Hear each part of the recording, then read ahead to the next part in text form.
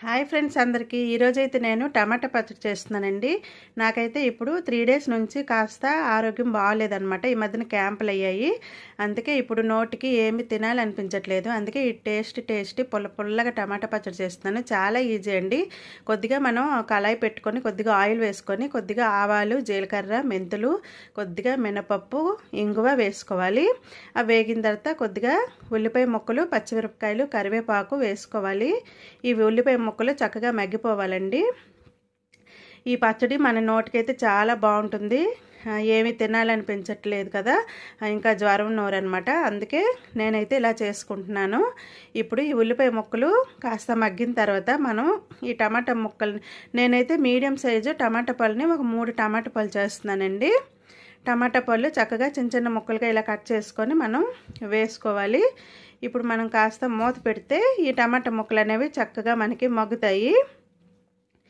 మీరు కనుక ఎప్పుడు ట్రై చేసుకోకపోతే ఇలా ఒకసారి చూడండి, చాలా బాగుంటుందండి. అప్పటికప్పుడే మనం చేసుకోవచ్చు.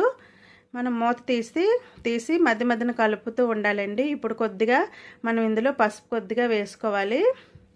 పసుపు వేసుకున్నాక చక్కగా మనం కలుపుకొని మళ్ళీ కొద్దిగా మూత పెట్టుకోవాలి.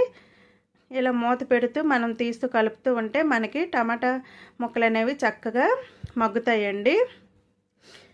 ఇంకా మనము నోటికి బాగాలేనప్పుడు ఇలాంటి పచ్చళ్ళు చేసుకుంటే చాలా బాగుంటుంది. నేను బెండకాయ పులుసు చేశానండి, చాలా బాగుంది. నోటికైతే నాకు సహించింది అనమాట. కొద్దిగా అన్నం తినగలుస్తాము. ఇప్పుడైతే ఈ టమాటా ముక్కల్ని మనము ఇలా స్మాషర్తో చక్కగా ఇలా మనం మెదుపుకోవాలన్నమాట. మీకు గనక లేకపోతే మనం గరిటెతోనైనా మనం చక్కగా స్మాష్ చేసేసుకోవచ్చు. మనకి టమాటా ముక్కలు చక్కగా ఇలా స్మాష్ చేసుకుంటే మనకి పచ్చడి అనేది చాలా బాగుంటుంది. చాలా ఈజీ అండి. చూపించాను కదా మీకు. ఇలా మీరు చేసేసుకుంటే వేడి అన్నంలోని మనం ఈ పచ్చడి కనుక వేసుకొని తింటే చాలా రుచిగా ఉంటుందండి, చాలా బాగుంటుంది. ఇప్పుడు మనం ఇందులో రుచికి తగ్గట్టుగా కారం వేసుకోవాలి. ఇందులో మనం ఆల్రెడీ పచ్చిమిరపకాయలు వేసాం కాబట్టి మనం కారం చూసుకొని వేసుకోవాలి. కాస్త కొద్దిగా కారం, ఉప్పు వేసుకుంటేనే మనకి బాగుంటుంది. అన్నంలో కలుపుకుంటాం కాబట్టి నోటికి చాలా బాగుంటుందండి. నేనైతే అప్పుడప్పుడు ఇలాగే చేస్తూ ఉంటాను. ఇంకా నాకైతే కోల్డ్ తగ్గలేదు, జ్వరం అయితే తగ్గిపోయింది, కాస్త నీరసంగా ఉంది.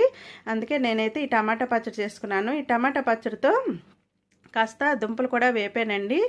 ఇది వేగాక ఇప్పుడు చూసారు కొద్దిగా ఇందులో నీళ్ళు వేసుకోవాలి. కొద్దిగా వాటర్ వేసుకొని ఇంకా కాస్త కొద్దిగా మరిగించుకుంటే మనకి వేడి టేస్టీ పుల్లని టమాటా పచ్చడి అయితే రెడీ అయిపోతుందండి. వీడియో కనుక నచ్చినట్లయితే ఒక్క లైక్ చేయండి.